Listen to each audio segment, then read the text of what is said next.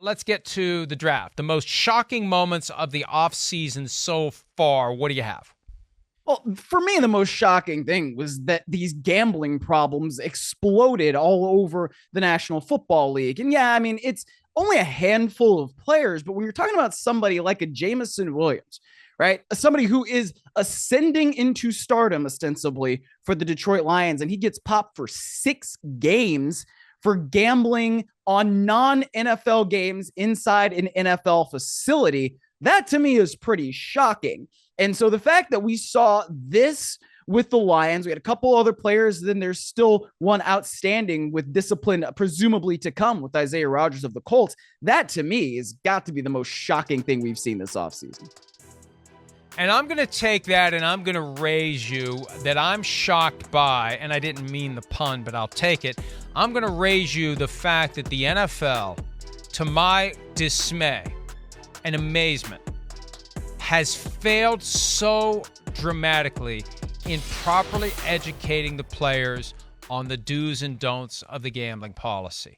We have written about it extensively. I feel like the league's attitude is we just need to create the policy and we need to harvest the signatures that the players have received it. We don't care if they understand it. We just want to have in the file that each player acknowledged receipt of the policy.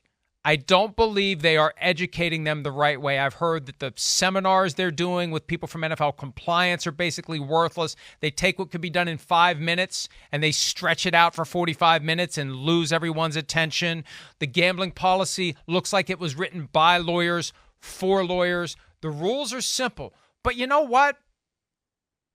And I'm going to choose my words here carefully. I already wrote about it at PFT Live. Jeff Miller, who's in charge of both health and safety and PR for the NFL, was on their signature morning show, Good Morning Football, yesterday, explaining the gambling policy, and he got it wrong. How can we expect the players to understand the rules if the man ultimately in charge of PR for the NFL, who they tap on the shoulder to go on Good Morning Football to explain this, gets it wrong? He completely glossed over the line between what players are allowed to do and what non-players are allowed to do. And he created the impression that non-players are allowed to wager on other sports when not at work. And that is just incorrect. 100% totally incorrect. So I don't get it because of the stakes here.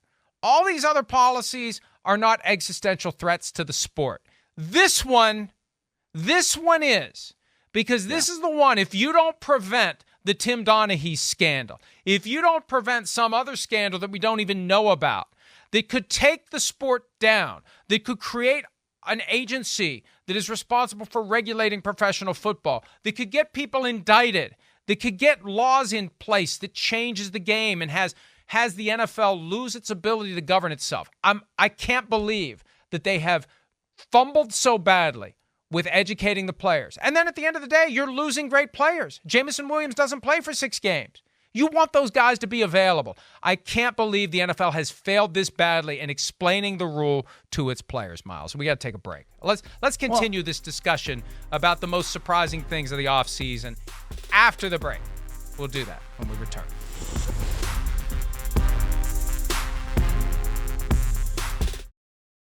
Round 2. This is the first time ever we're going to do a draft over 3 segments. Round 2. Most shocking developments of the offseason. Go. I would have to say Tom Brady buying into the Raiders. I mean, that is just so kind of random and weird. And I guess after the fact that he bought into the Aces first, it was less shocking. But the fact that if there were any NFL team, right, that he were going to buy into, the Raiders would have been way far down on my list, Mike.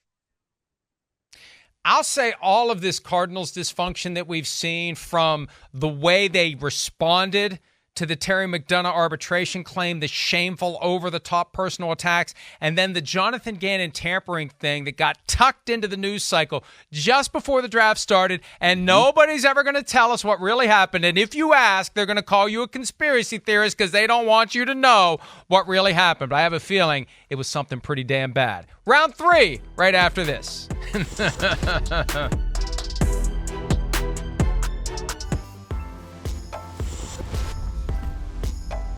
All right, one more round. The most shocking news of the offseason so far. Myles, what do you have? I would call it Mara versus Goodell, right? And that was at the league meeting down in Arizona. Sharina and I were there, and you had Mara calling the prospect of flexing Thursday night football games abusive toward fans. And Roger Goodell got up at his press conference and then said, well, there are millions of fans who watch on television too. That was pretty shocking to me. I'll also stay in that general territory of things the league wants that it crams through, even if no one does. This new fair catch rule that everybody hates. I've yet to see anyone support it. All the special teams coaches hate it.